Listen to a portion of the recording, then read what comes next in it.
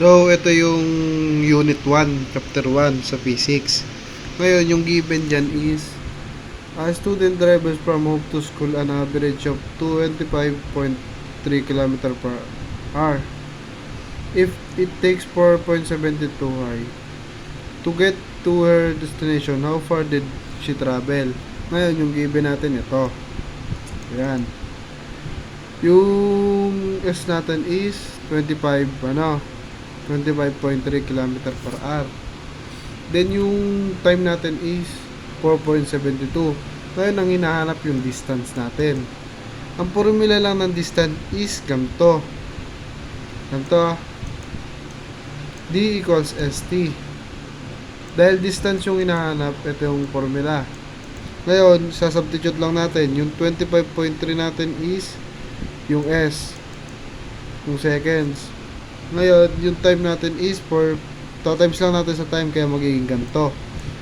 119.416 km. Then, sentences lang natin yan. The total distance traveled by the student is 119 km. Next.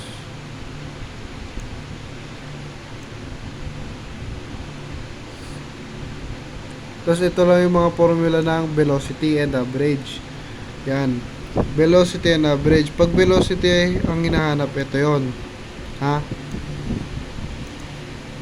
Ito yung formula na gagamitin. O kaya, ito. Ito yan. Ito naman. Yung given dito is velocity 55 km. Ito yun. Then magko-convert tayo yan sa kilometer per hour. Meron yan sa calculator. Ngayon ang lalabas dyan is 0.28 meter per seconds. Then yung velocity natin, naka-convert na yung isa dyan, 15.27 meter. Tapos yung time natin is 0.75. Ito yan. Okay. Ngayon, para makuha, tapos yung RTF natin is X. Ito. Ngayon, yung formula niyan is, ito lang, yung X yung hinahanap. So, X equals BT. Ita-times lang din natin yan. 15.27, ito yun. Nakuha to dahil kinonvert itong 0.28 sa 55. Then, yung T natin is 0.75, kaya ito na yung sagot, 0.21 meter.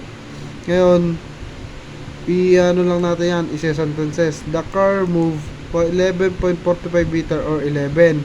Ngayon, bakit 11 lang to? Kasi niratnop tong 45. Ha? Before it begin to slow down. So, yun lang yung chapter 1 natin.